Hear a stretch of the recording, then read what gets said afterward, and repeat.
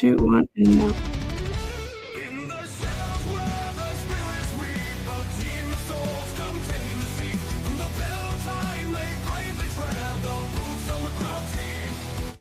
Hello and welcome back to ParanormalNL Podcast. That's PNL Podcast for short. I'm your host and founder, JV-Noseworthy. A big happy Valentine's week to everybody listening in from out there. This is a pre-recorded show broadcasting on UPRN, United Public Radio Network, 107.7 FM, New Orleans, and 105.3 FM, Gulf Coast. Listen to ParanormalNL Podcast on UPRN on Tuesdays at 5 p.m. Eastern Standard Time. PNL Podcast is sponsored by the BOG team, a boots on the ground team doing paranormal investigations in Newfoundland and Labrador, Canada. Follow UPRN at uprntalkradio.com and all their socials. PNL Podcast believes in international paranormal networking, tourism, paranormal people, places, and things all over the world. Contact me, your host, Jen, at paranormal.nl.podcast@gmail.com or follow PNL Podcast and the BOG team on their link tree. Now let's get on with the show. Tonight, I have on with me all the way from Texas and all the way from Oklahoma. I have Leila Olivarri and I also have Tammy Raydon. Hi, welcome. Hi. Hey. Hi, happy Valentine's week. Happy Valentine's. You too. Like all your red outfits. I know. Red heart on my head here. Festive. Yes. So how's the weather over in Texas right now? It's not too bad right now. It's just not, actually it's pretty good. The weather is not too cold, not too hot, so I can't complain. How about you, Tammy? How's Oklahoma? Yeah, Layla and I are 3 hours apart, so our weather is usually pretty stationary, pretty stable. Right. Tammy usually gets it first, and then it comes down to me. Yeah, exactly. So you guys got a few things in common. You're both with the Warren Legacy Foundation. So who wants to introduce themselves first and talk a little bit? I'll let you both introduce yourselves, and then we can go back to the Warren Foundation and dig into it. Okay, sounds good. My name is Leila Olivarri. I am, like she said, from Texas. I'm just north of Dallas. I'm at Princeton, Texas. I've been interested in the paranormal since I was a young child. I had, pretty much typical experiences in my childhood home. We had messed around with the Ouija board, stuff happened, and I was pretty much raised in a Catholic family. My parents were super Catholic. So despite everything that happened, it was kind of just toned down. We don't talk about it. I mean, we had all sorts of stuff going on in my house, shadow figures, music turning up and down, the radio going on and off, but we just kind of ignored it. We didn't really acknowledge it. And then, I had my kids young and I raised them. And once they kind of got older, I got back into the paranormal. I was a tour guide at the Goatman's Bridge here in Texas. That's a popular place. I know. It's very popular. Yeah. Famous, isn't it? Yeah. Yes. My friend was on that episode. I did that for a few years, and but and I love going on investigations. I've been to so many different locations, but my favorite thing is what we do with the foundation is we help people who need help and they're having issues in their home or they're scared and they've got stuff going on. They reach out to us, and we go in and see what we can to help them out. I think I see a dark shadow on your right screen down there. Oh, yeah. Tammy, do you want to introduce yourself? Sure. Yeah, I'm Tammy Christine Raydon, and I am in Oklahoma City, Oklahoma. My path was just a little bit different than Leila's. When I was about 8 years old, and I'm sure there were things prior to that I just don't remember, that I've wiped out of my mind. But 8 years old, I recall seeing a full-bodied apparition in my basement. Oh, wow. At 8 years old, that must have been pretty terrifying. Scary, right? Terrifying, definitely. Yes, absolutely. So throughout growing up in my childhood, things continued to happen. And long story short, it was kind of like taboo back then. I'm a 70s baby, so definitely taboo back then. You don't talk about it because, they're going to send you to the nut house. And so it was kind of like, what do you do? And it was just, you have a vivid imagination. That's just a coincidence. So I kind of just departed from it and tried to ignore it for the most part for most of my youthful years, although things continued to happen and happen and happen. And then it wasn't until really, I guess, my turning point was the death of my father. And I'm sorry. Yeah, that's okay. Thank you. And it was about 7 years ago. And I had a very profound experience. And within that profound experience, he didn't believe in the afterlife. We had many conversations about it, but he came to me shortly after his passing, and it was without mistake. He said, "You were right." 3 words that I heard audibly in my ear. I will never forget. I knew it was him. It had come after a series of other paranormal experiences in my home, just literally 10 minutes after his passing. And I couldn't ignore it anymore. And I said, "Why am I doing this?" Like, he just gave me the permission. He said, "All the time I've told you as a child that you were imagining this, you were right." So to me, that was my awakening. Okay. That was my go forward. And I am an evidential medium. And in addition to that, I am on Afterlife Paranormal Investigations of Oklahoma. And along the route, I also joined up with the Warren Legacy Foundation, and I get to work with the beautiful Leila Olivarri all the time. We have a really great Southern region, and I'm very blessed for the company that I share with her in that. Well, Leila, tell us a little bit more about the Warren Legacy Foundation to the people listening across the world here. Can you explain to them, who Ed and Lorraine were and how that relates to your foundation? Yes, so Ed and Lorraine Warren, to me, are one of the founders of the paranormal field. Like Tammy said, when we were growing up and we were born, it was taboo. It's not like it is now. Everyone wants to part of it. Everyone wants to have a show. And they were in it to, just like I said, help people. Yes. And I know everyone's heard of the movies, The Conjuring and everything, which is, it's Hollywood, but it also brings attention to them, which is what I love. I love about the movies. So the Warren Legacy Foundation was founded by Lorraine Warren and her grandson, Chris McKennell. He is the founder of our foundation. So we're worldwide. We never know where he's at. Sometimes he's in Colombia. Sometimes he's back in the United States. He's all over the place. And we have members throughout worldwide. So we have members in other countries. We have a Spanish division, and then the United States. We have different regional directors because we divide the regions. But we are, like, Tammy's in Oklahoma. I'm in Texas. We have where's some other of our members from? Tammy, I'm blanking on it. We have. Do y'all have any Canadian members? We actually have one right now. We have one. Okay, he's amazing. Yeah. We have one Canadian member, so he helps that. We've had, I think, one case in Canada so far. For whatever reason, Tammy and I, a couple of months ago, had a rash of cases in Texas. So we were joking around. We don't know what was happening in Texas. All of our cases were coming out of there. The devil went down to Texas instead of Georgia. Yeah. Exactly. What part of Texas, Leila? That we had them pretty much all over. We had them near me. We had them we had one in Corpus Christi. They were kind of a little bit of everywhere. We've had some in Oklahoma. Yeah. But we usually, when people reach out to us, there's stuff going on in their house, and they're just regular people, and they're scared. They don't know what's going on. And it's my biggest pet peeve, they reach out to people they don't really know, and they get told the craziest things. So we've had, I can't even tell you the stories that we've had. We've had spider demons. They literally told these people they had 2 trailers on the property, and they were literally told they had to demolish the property, which is crazy to me. I've never seen someone who's been told to destroy their property because they said it was like Indian burial grounds and the spider demon was there. So when they come to us, they're scared. So the first thing we do is we're just trying to calm them down and let them know.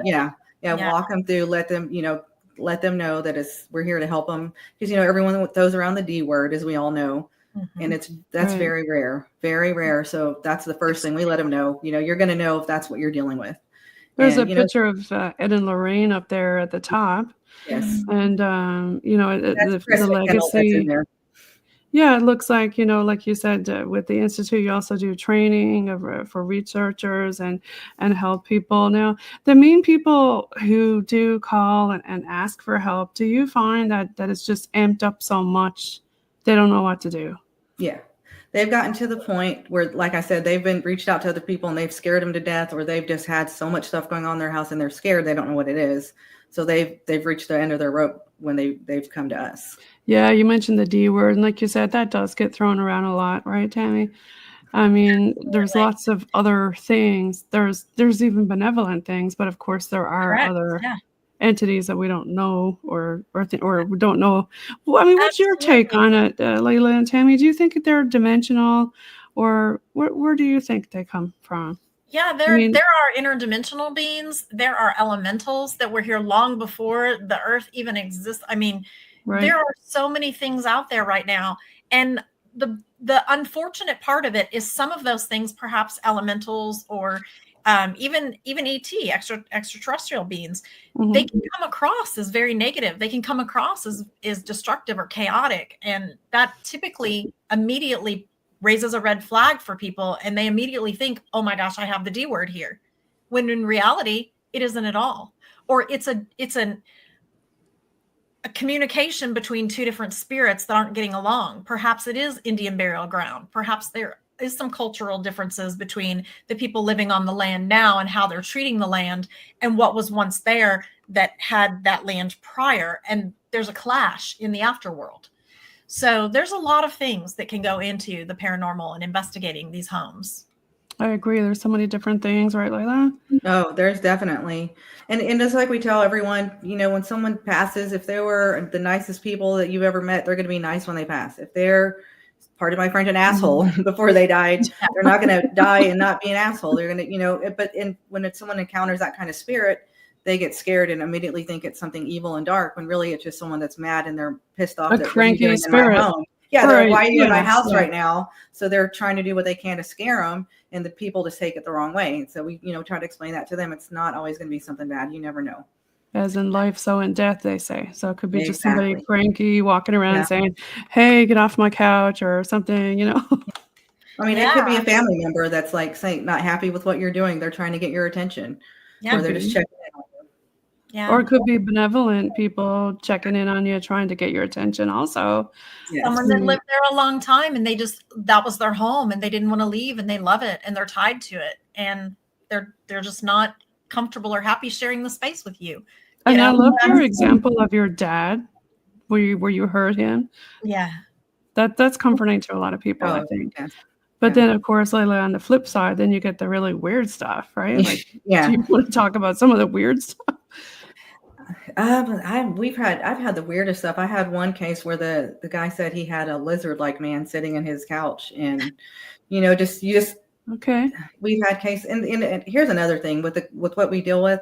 Some of it's going to be mental health issues too. Right. So that's a big part of it. We have to weed through that. Yeah, we have to weed through that. We've had people, they talk to dead, celebrities, that kind of stuff. Maybe they do, but that's what we're here for, because we don't just go in and just. Everyone thinks it's a magic wand. We're going to go in. It's going to be like the TV shows. We're going to go in the house and, oh, this is what you have. This is what you have. And it's done. No, there's so many layers of it. Yeah. There's so many layers. Is it, it could be something as simple as a medication. It's making you hallucinate, or it's clashing with this kind of thing. It could be, like I said, mental health issues. It could be you're depressed. 100%. That's why myself as a nurse, I look at it in that perspective too, right? Because when you hear something like that, you go in and you think, okay, well, let's do the Scully and Mulder kind of thing, I like to say, right? Because I kind of got a little bit of both going on. Do you guys do that too? Sounds like it. Yeah, I mean, it's honestly, it's the tip of the iceberg, because you do have the mental health capacity. You do have the past relatives capacity. You do have the what was on the land capacity. You also have PK energy, which comes from the living human being in the home. Mm-hmm. You have fear, which if fear is brought to certain levels, then you can create an egregore. You can create a thought form that doesn't even exist, and that becomes the entity. That's interesting you mentioned that word, because we were talking last night. I was recording with somebody and we were talking about that, and it happened all over a whole town area, and whatever they were talking about, it started happening like an egregore. It's really strange. It's just a thought form. Because for mediumship, if you want to go to that and kind of tie it quantum physically into everything, it's all energy. It's all energy. So we're putting that into the universe. What are we receiving? Yeah. Right. So tell me a little bit more about your other places that you work for, Leila. When I'm not, I call it in the free world, I work for a district judge in a district court. So we hear felony cases, we hear divorce cases, we hear pretty much everything, CPS cases. So that's kind of a high stress level job. That's another thing I love about the paranormal. That's my, going on a girls trip with Tammy or Jamie with everyone. That's my stress level to get away from what I deal with right there. I actually work at a second job at Bath and Body Works. So that's Okay. I use pretty much spend my paycheck that I make there at Bath and Body Works. Well, you got to do something to help with the, stress, like you said. And you're also Yeah. with Para Hunters, right? Yes, absolutely. I'm with Para Hunters, which I have several people. Jamie Teal Gray, she is our founder. And we, do little events. There was a big deal. There's a place here called Denton, Texas that they decided, which is, I think, amazing, to embrace Halloween, and they made themselves Halloween Town. It's just like we're talking about how many years ago that we kind of shunned Halloween, and it's been embraced, which I love, absolutely love, my favorite time of the year. So we had several events. Team members here. Yes. Susan, I love Susan to death. She's one of my great friends. Everyone there. Bella is actually my daughter. To Jamie. Yes, I love Jamie.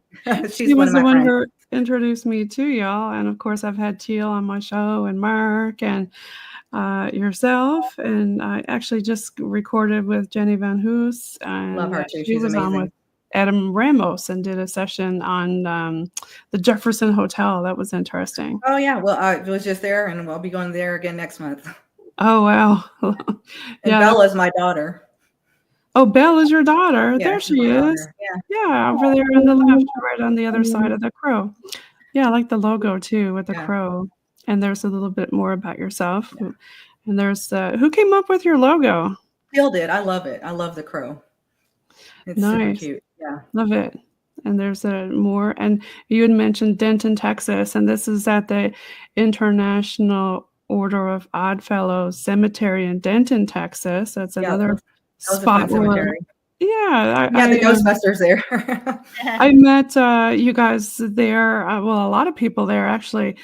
Teal passed the phone around, and I yes, we did that. Yes, I remember that. Yeah, that was cool. And Tammy, do you want to talk a little bit more about other things that you do? I see. Sure. I've got this one up. Sure. Yeah. I can be reached at tammychristinemedium@gmail.com, and I'm on Facebook, and I don't have a website yet or anything. I know I need to work on it, but that's, time consuming. And you do a lot. You're also a Reiki master. I am. That is where I do all of my Reiki and stuff, is through my mediumship. And I do private readings, gallery readings, things like that. But I'm also during the day, and this is kind of unusual, and I don't know, it's funny how you meet people and you end up like you have so many similarities, but I also work in the court system. I am a court reporter in Oklahoma and have been for 33 years. So I also work in the legal field industry, just like Leila does. So it's kind of, we have that in common right from the get-go, from starting our relationship. So you have a lot in common. Yeah. And then I'm a member of Afterlife Paranormal Investigations of Oklahoma. And we do home investigations. We do investigations where we travel to different locations. We do all kinds of different things. We primarily help people locally, but then we take trips ourselves just to research and to delve back into the paranormal and to really study and try to figure things out on our own as well. And our team lead is Brooke Montoya. And I know Teal is an author, and Brooke is an author too now. So okay. Well, that's great. I like your little logo there with your ghost. Ghost girl. Cute. Tammy and I have been able to do joint investigations, so that's been fun too. It's been awesome. Yeah. Don't you love it when you're able to do that? Spiritual Wellness is another organization that I have linked up with, and that's Carrie Hopper. And I'm also just doing mediumship and taking appointments through her for my services as well. So nice. Spiritual wellness is very important, I think. Oh, you got to ground yourself. A lot of mediums often say when people are stressed with anxiety, you got to do some grounding. I do daily. But yeah. That's one of the big things we show with the foundation when, people are scared is, to take the time, the deep breaths, the white light, all that kind of stuff, because that's all part of it. It all helps. Does. It really does. Did you want to make any comments on this picture? Who is that in the picture? Yeah, that is Miss Annabelle the doll, which everyone knows from the movies, but that's from the Warren Legacy Museum. But it's funny, in the 70s, I'm a 70s kid too. But You know, I had a doll like that somebody made for me, and Yeah. I didn't find that scary at all, so Isn't that funny? It's just, no big deal to us. We all know who Raggedy Ann is. That's So now Right? everybody's scared of her. Yeah. Yeah, now everybody's scared of Raggedy Ann. I Yeah. love this logo with yourself there, that's a nice one. Thank you. Yeah, it's nice and spooky. I like it. Yeah, super and spooky. there's, the crowd Yeah. again there, and more about yourself there. So, tell us more. Do you have So- any other weird, things that stick out in your mind of different investigations that you've done that you wanna share, of course, without divulging who or where? Actually, when I met Teal, I met her. It was pretty interesting. There was a place called Frontier Village north of here in Denison. And it's actually a pretty cool little place. It's not a paranormal location, but what it is they have different historic homes that are Oh, nice. Okay. from Denison, and they've all located them to this one area. And I think one had like the roof of some Jesse James was shootout and kind of stuff. So it's all historical stuff, but they were experiencing a lot of paranormal activity. And that's actually how I met Till. That's when I was with my friend that I did the tours with at the Goatman's Bridge. And she had invited us we were going to be the first team to be able to go out and investigate and see what was going on out there. So we met up and we had That a must have tour been an guide there. exciting investigation, Leila. Oh, it was so fun. Especially, it's always fun when you're the first person there. And So we had you're a tour guide there, you say? no, that's how I met Teal. They had, so each house has their own, they had their own kind of like person that was in charge of the house. It was like the keeper of the house. They were in charge historically every day, because people would come in and do tours and they would have to come in and clean it and make that kind of, make sure it's clean and everything's back into its place. But there was one house in particular that had a mannequin, like, the sewing mannequins kinds. And it was in one of the top rooms, and they kept getting calls at night that there was a person in the house that had broken in. Oh. It was a mannequin. The mannequin kept moving every night. They would move it every single night. They would move it back, and the mannequin would move itself, and it would always be in front of the window. So people driving by would think it was someone in the house. So the police were getting calls. That's one of the reasons we got reached out. Weird, really? Yeah. And that house, I have some sort of abilities, but you can just kind of sense when you walked into that house, you can feel what was going on. There was a lot going on in that. And it was, that place is actually a little bit darker.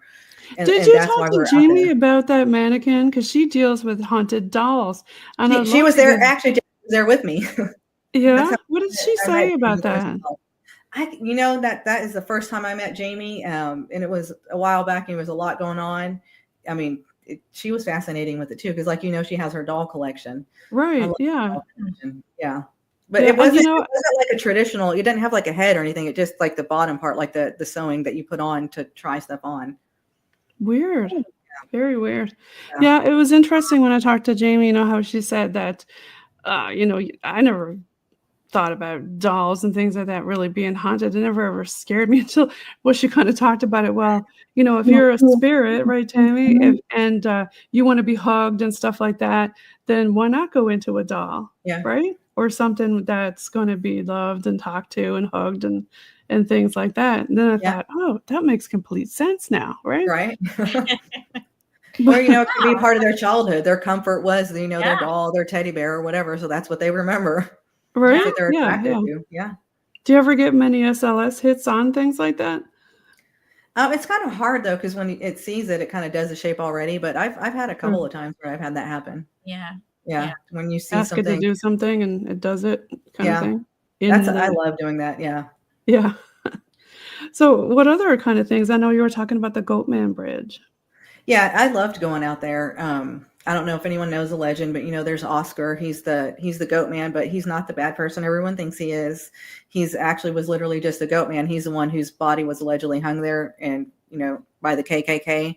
And after they hung him and they came back to try to find him, his body was gone. But I loved Oscar, and I say that because I feel like I know him because I was out there so much. But we would get hits like on the EVPs and all that kind of stuff, and it was always his voice, and we always knew it was Oscar. And he would always actually watch out for us. We were doing a session one time, and it was storm. It was you can see the storm starting to come, and I can't remember what equipment we were using, but it started going crazy. And we were like, "Are you trying to tell us to get out of here?" And we, it was telling us yes. So we went ahead and packed up early and left. And then there ended up being a tornado that came down that night. Oh my gosh. So yeah, so it like I said, and we went out there for several years, and always the same voice. You can always tell that it was his voice, so it would show up. So that was always really neat to me. Wow. So tell me some more stuff, Tammy, about what you guys do with your Afterlife Paranormal. Sure. Yeah. Okay. So we've had, like I said, we've had lots of residential investigations here in the Oklahoma City metro and Tulsa area. We also investigate businesses, so that's been really interesting. Lately, our team lead has been writing, and so we've been doing a lot of saloons and brothel locations and things like that, where we've gone into these older, smaller towns. We recently did the Ralston Opera House. That was a very interesting night. We actually had tornado warnings that night that we were there. So, oh no. Yeah. So that was fun. We've really been to the East Coast. We actually stayed 2 nights in the Conjuring house. And that was years ago. And it was actually a really lovely stay. We had some stuff that was, a little bit shadow men and things like that we were a little bit like, okay, that feels creepy. But for the most part, there were children there. There was a lot of activity. And I know you use the spirit balls that everybody calls them cat balls, but right, yeah. We have a very I guess I would say we're debunkers first, because we know it exists. We know it's there. We've seen it. We understand that. But we always want things that are just like, oh, okay, that's nothing. We try to really focus on that. And cat balls are, they're iffy. Like, is it really a spirit? Their vibration, it's slightest. Is it somebody walking? Or, yeah. But we had lined them up, and this is one of the only times in the last, 6 years this has really happened. But we asked for the first one to be touched. First one got touched. We said, okay, that's really cool that you can do that. Can you touch the first one, then the second one in succession? First one lights up, second one lights up. Of course, we're excited. We're like, whoa, on command. That's amazing. And so we said, well, let's give it one more go. Let's try 3. Which so can you do the first one, the second one, and then the third one? And each of these got closer to where we were sitting as well. And then you started getting nervous, like, what's walking towards me? I know, what is this actually? But but it was just a little boy. His name is Oliver, and he lived there on the property at one point in time. And it was really lovely because he did the 3 in a row right after we said, and it was just kind of like, oh my gosh, this is crazy. Like, we've never had, when you get direct responses. Yeah. I like intelligent responses. Oh, that's amazing. Yeah. How about you, Leila? Have you had many intelligent responses when you've been out investigating? I have, and I've had, like Tammy said, we've gotten, with the SLS, I love the SLS when you get good responses, because we use a lot of trigger objects and trigger music. So we've had music, the SLS. Nice. Oh, I love it. We had one, and he was like playing the banjo. The stick figure was like playing the banjo and dancing. It was like it was stomping its foot and doing it along to the music that we were doing. And to see something like that is just incredible to me. I love stuff like that. That's fun. You're doing EVP sessions and you don't think you catch anything, but you go back and listen to it, and it does, responded to what you said. I love stuff like that. And it never fails. You're at home, and then you hear it instead, because some people don't listen to it right away, right? Some people will take it home and then listen to it. It's like, oh, I wish I had known that when I was there. I could have talked to it more. I know, right? You could have communicated more. Or the other way around. It's like, oh, I didn't know that was there, kind of thing. I know, right? Creepy. Yeah, creepy stuff. Have you had any? We use music all the time as well as a trigger object. That's always great. Yeah. Yeah. It actually, and we also use jokes. Like jokes. We tell them jokes and see. I've done that with dad jokes, just to sit around, because that's the thing. Sometimes when you're there, because to me, it's like you kind of the same thing over and over. The same people are coming through. Exactly. What's your name? Blah, blah, blah. And we almost get the most when we're kind of taking a break and we're just all sitting around, talking to each other, and you start hearing stuff in another room and start lighting up, and also, stuff starts going on. It's like, now they're kind of paying attention to what you're doing because they're not bored anymore. Exactly. I totally agree with that. I think you're onto something there. Because, like you said, a lot of people go in there, they're always asking the same old stuff, and they're sitting there going, yeah, this sucks. Here we Yeah. go, another crowd, right? So Yeah, and exactly. then It's like, yeah, and then you bring the Okay, fun same stuff, the questions. music, the jokes. I like that idea. yeah. I What actually other went kind of to trigger objects do y'all use? well, I went to a penitentiary here recently with Jamie actually, and we got the coolest thing. We used a cigarette, and there was a specific cell where they said that the inmate liked to smoke, and we literally lit a cigarette and we put it down, and you could Yeah. see, kind of, when someone drags on it, it goes Right, down, right. and like it Yeah. was doing that. And Yeah, it was, smoking it. yeah, Yeah. we were just sitting there kind of like we were talking about, just, not directly looking at it, but we were just kind of talking and say, hey, are you here? And you could just see it steadily smoking, and it went down to almost halfway, and like it was on a shelf. So who was over there puffing on it? It wasn't us. So that was pretty So you cool. had a happy inmate there. Yeah. It depends on the location. Like Tammy said, you can bring does. whiskey or Right. cards. You try to, whatever location you bring what they're used to. Tammy, is there any kind of mediumship stuff that you do in particular when you go there? When you mediumship, you mean when I first get there?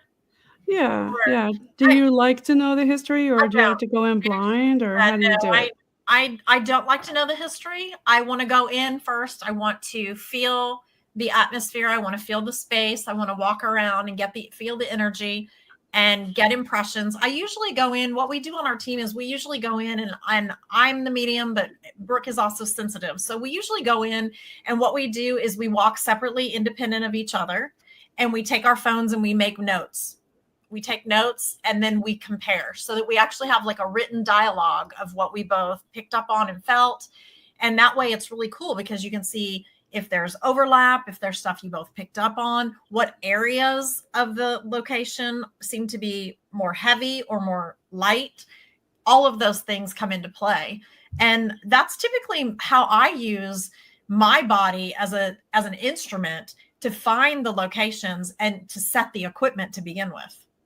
Okay, yeah, makes sense. Do you ever draw pictures too, or do I you sometimes, mostly just sometimes sense I where do. the things are? I Okay. do, and I've also had very vivid dreams before I've been. There's a lot that goes into it. So I can tell you there's a couple of locations where I've literally had dreams a week before, 2 days before, the night before. And it's like you get there and you go, oh my gosh, I've been here.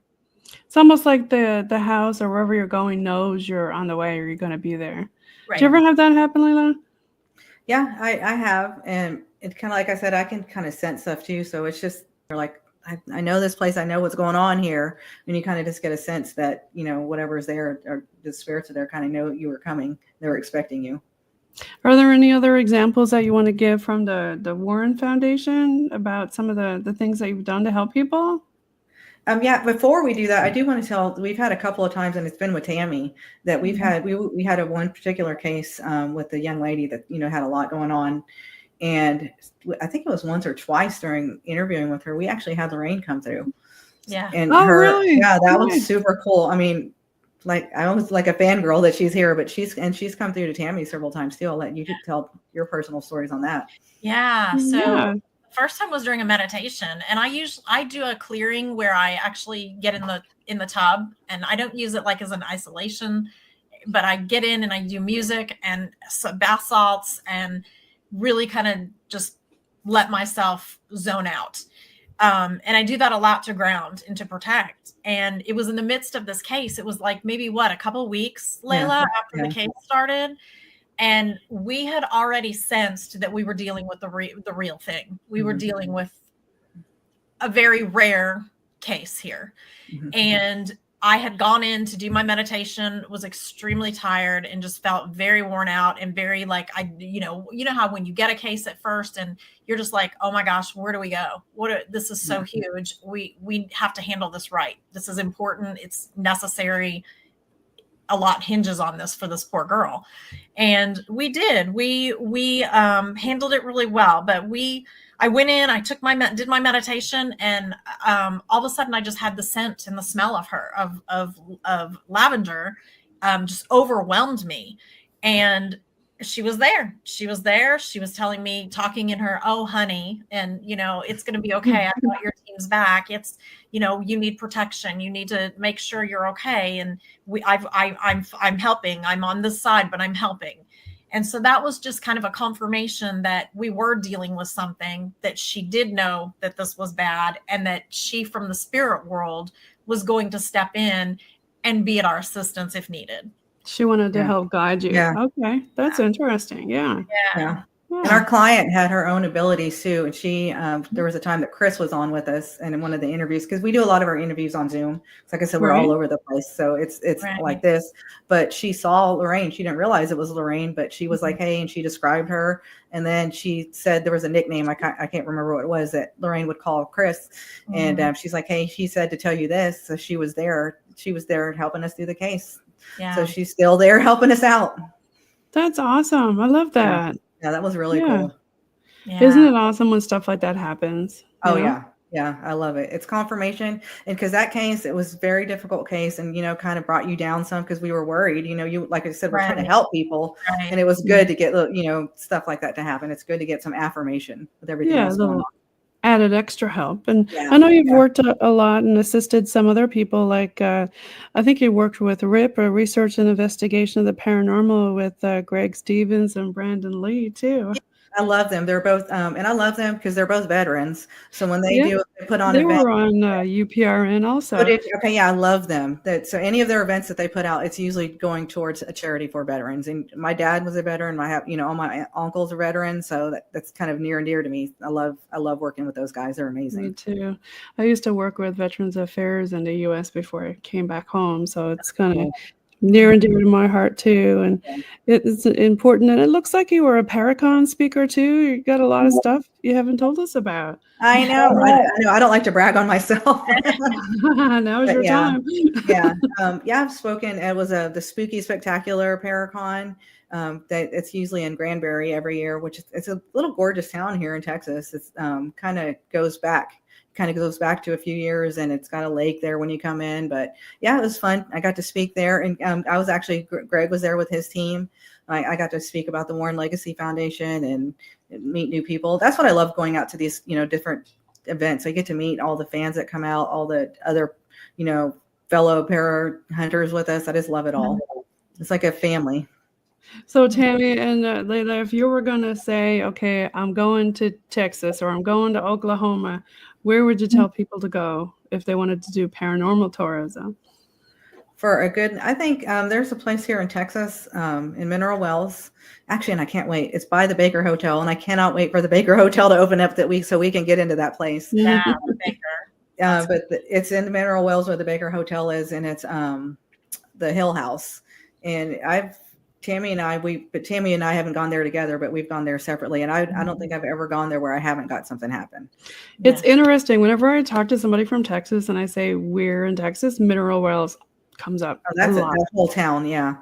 Jefferson, Texas. That's another one that, it's not just one, because the hotel, it's a big hotel where, it's very well known, but the whole town to me. Right. We just had Van Hoos on and Adam Ramos talk about the Jefferson Hotel attacks. And Tammy, what do you think?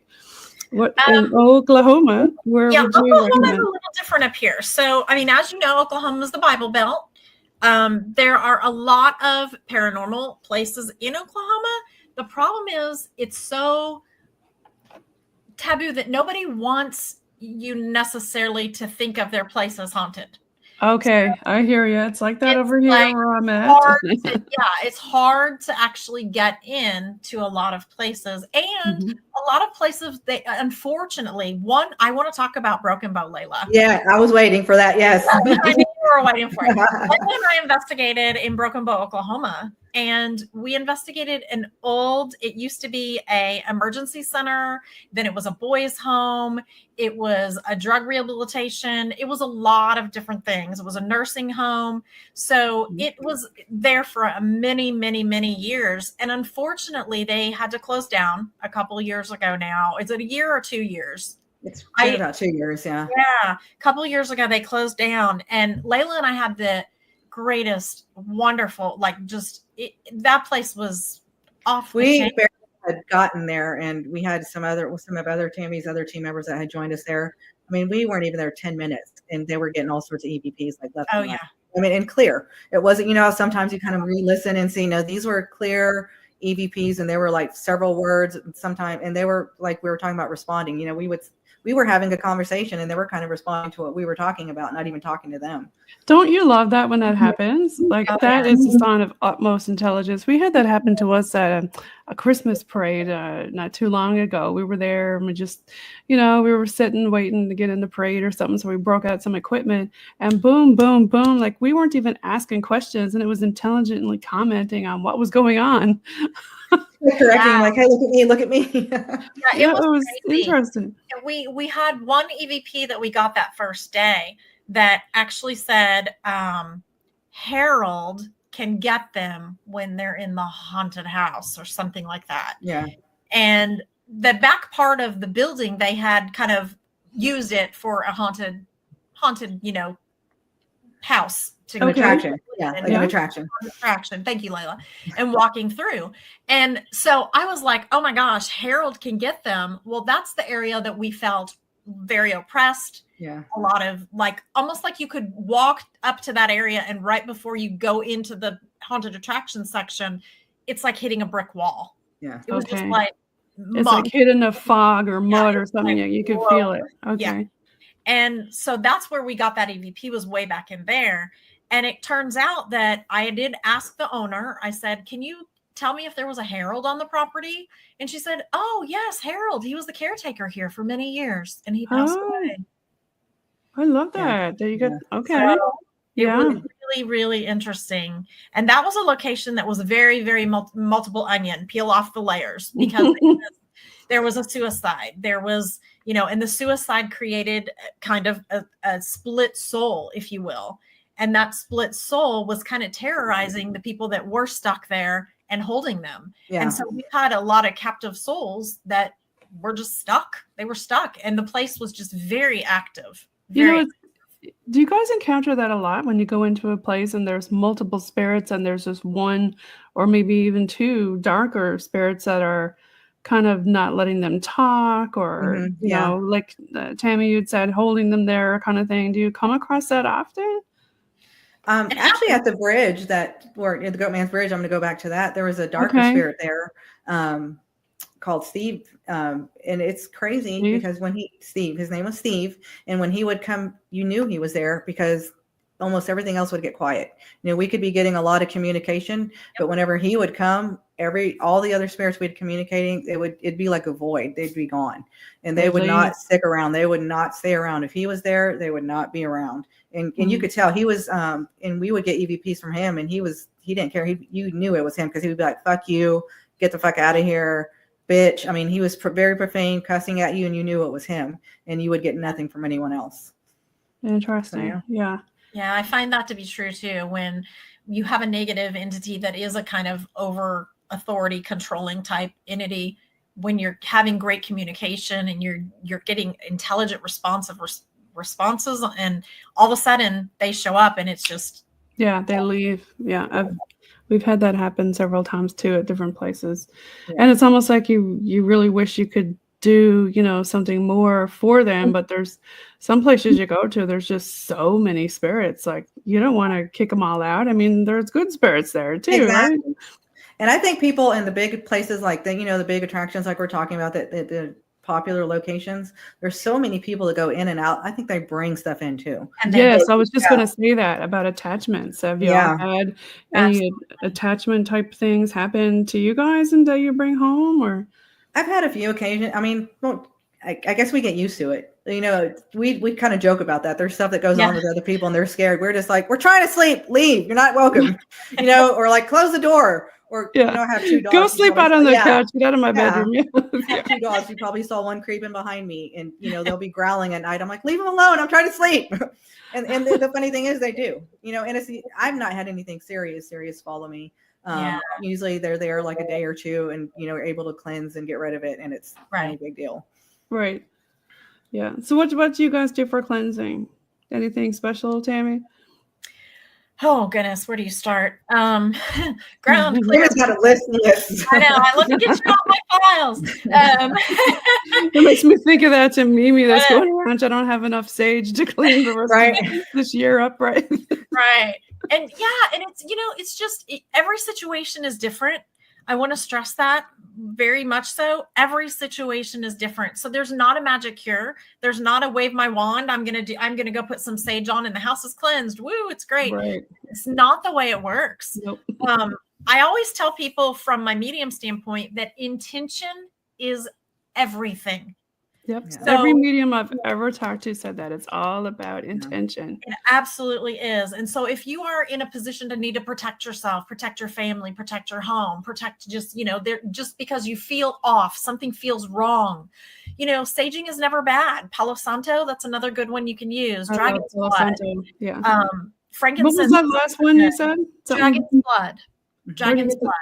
What's Same that? place you get the sage, the white sage, Palo Santo, they'll have dragon's blood. It's just another sage bundle. Different. Okay. Haven't used that one before, I don't think. It's good for darker entities. Oh, wait a minute. Is that the reddish color sage? Yeah, I got that. I got that. Never mind. You can use any of that stuff. You can bury St. Michael or St. Raphael's medals at the four corners of your home outside. That's a good one to do, just to kind of protect and give your property grace, just protect your property. Black salt. The same thing is black salt, railroad ties. You can get railroad ties and bury them at the four corners of the property. Same thing. What is it about iron, hey? And the graveyards are made of iron with the gates too? That's right. Mm-hmm. Yeah. And that goes into crystal properties, which crystal enthusiast I am also. So that's a whole nother respect, because you can put black tourmaline or hematite in your home, at your entry, your door, your front door, your back door. Those typically and generally will dispel the negative energy. So it's that way when people are coming in, instead of absorbing the energy into your home, if they're in a bad mood, if they had a bad day, if perhaps they're just not a nice person and they're coming to visit, you don't know that. All of that kind of sucks up that bad energy. So those are all things that are intention led, though. You know what I mean? You have to have the intention. Have to have the intention. Leila, you mentioned black salt. Now, what's the difference in the black salt and the white salt? Tammy's more into that. I use it for protection. It's the I don't even know. I've just always used it. And it's worked. I've had stuff going on in my house, and it's crazy because the energy, you can get bad energy from the living too. We've had cases where we get off the cases, and we all kind of help each other too. We've got off cases, and we kind of send each other good energy and everything getting off the cases. But I've used black salt when I've had cases, when I've had just bad stuff going on, and it helps. Yeah. And some people use the salt scrub in the shower and stuff. Oh, I definitely do that. The shower is very cleansing. Like Sammy said, I don't have a bathtub, but if you can get in a bathtub and soak and all that, it's good. It's cleansing. It's part of it. You can use the water you visualize the water being like coming down and going over your head and washing all the bad out and send it down the drain. Yeah. And you can do that with crystals too, with certain crystals when you wash your hands and stuff. And you said it's all about intention. It really is. Right. I mean, I use crystals when I know that when I have a bad case, because there's, if we have deaths, we have murders, we hear everything. So you have the emotion of the victims, you have the defendant that's, not a good person. You have all that kind of energy, and it affects you. So I use crystals when I'm in the I've even had people put like crystals in their water that they're drinking and stuff like that to help. Hold on. I told you Tammy's all into it. Yes. Tammy. Okay. There you go. Yeah. That's funny. All that. I'm into I know, and this is just more, I'm an evil eye. Like I have the evil eye bracelets, and that's more, it's me. I know it's not it doesn't have any special properties, but to me, it makes me feel better. It makes me feel protected. It makes you feel better. Yeah. It helps me. Yeah. No, Tammy, what does it mean when you have that on your purse or something and it breaks? Okay, so it could be lots of different things, though. Here's the thing, because it breaks, when something breaks naturally as human beings, we think, oh, it broke, it's bad, right? It broke. There's a badness. There's something horrible. What it broke, it was weak. Something, it denotes something negative.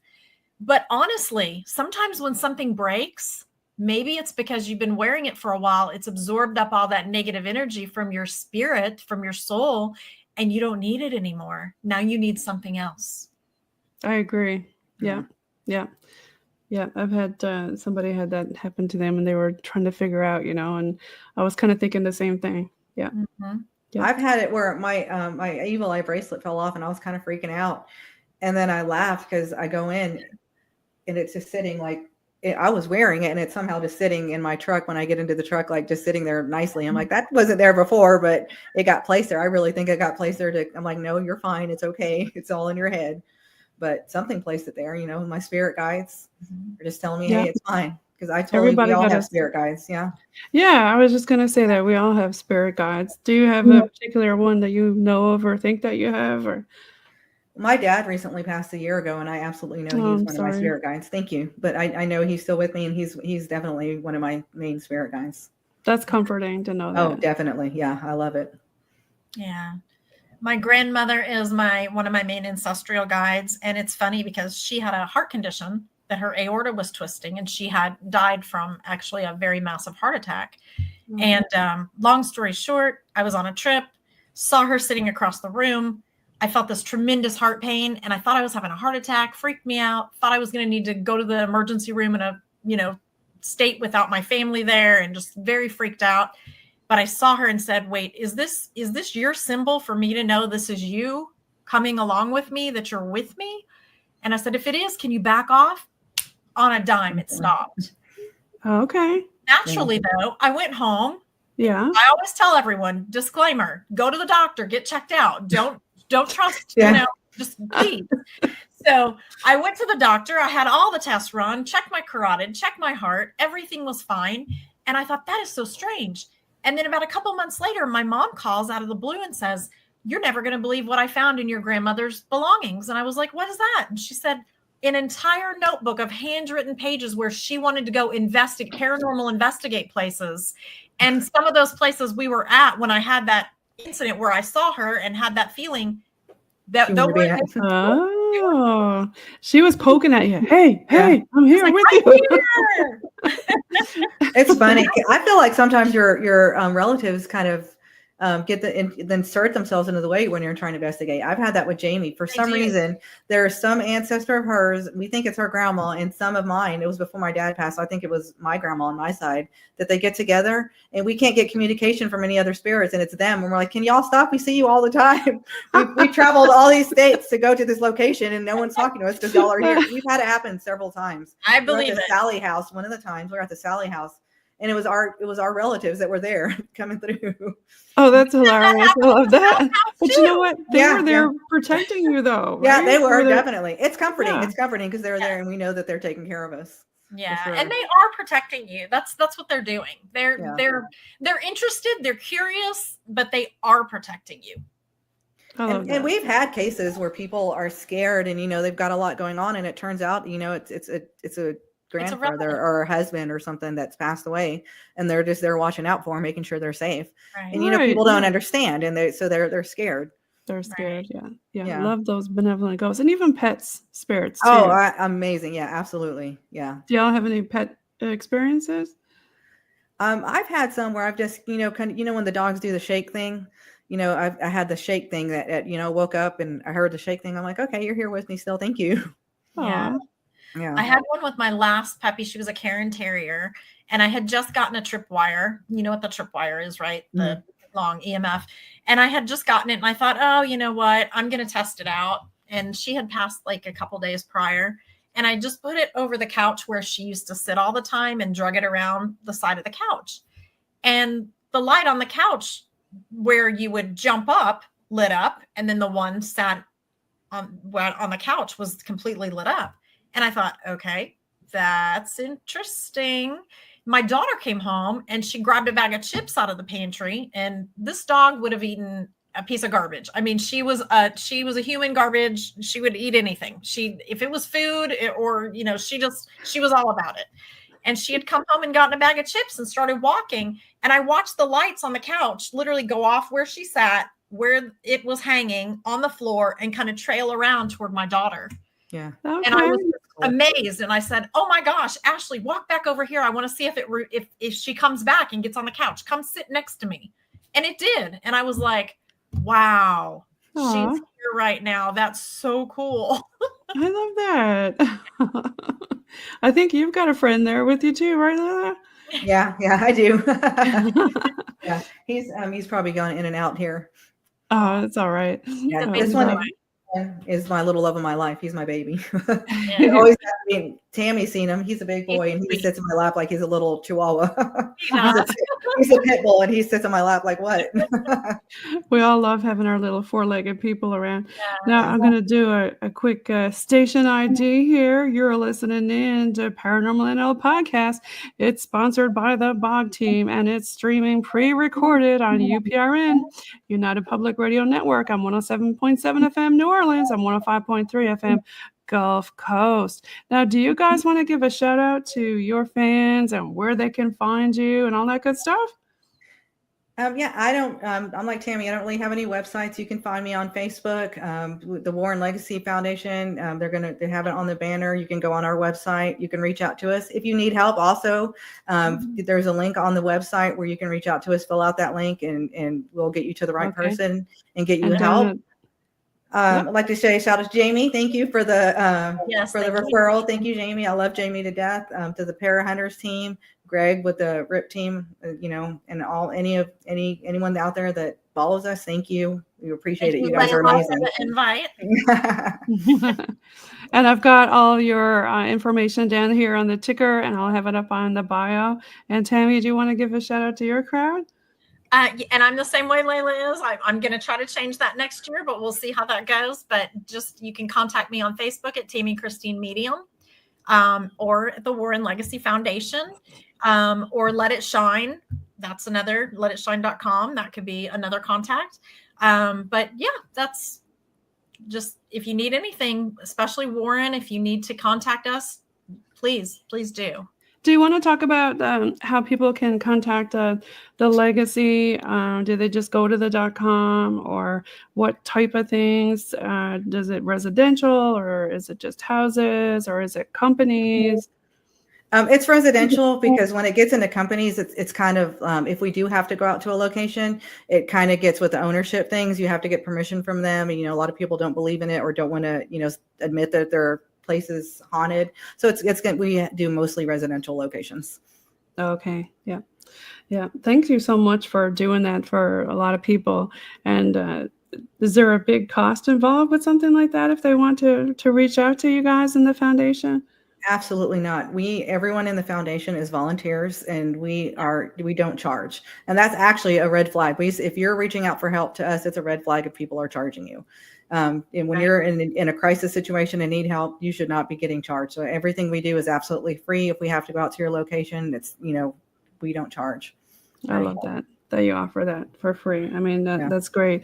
And Tammy, I'm sure you've got some of your services too that you kind of help out with mediumship. Our paranormal team is the same way. We don't charge to do residential investigations. That's just, people are in need, and we go out and we take care of that.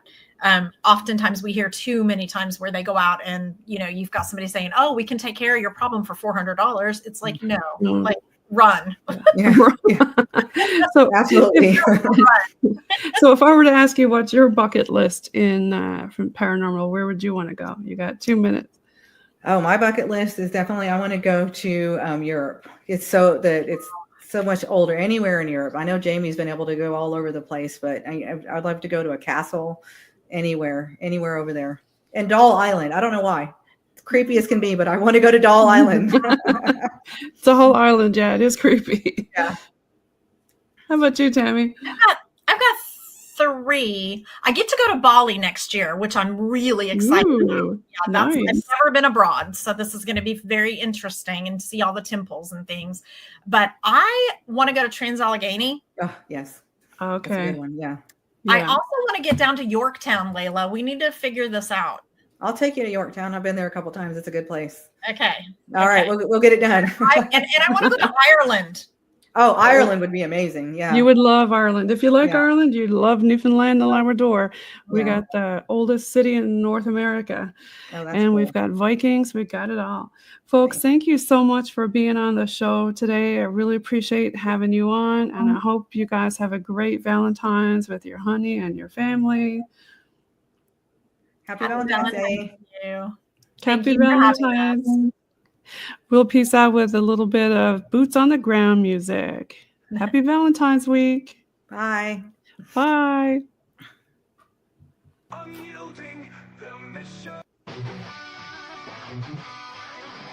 We'll put some metal on. There you go.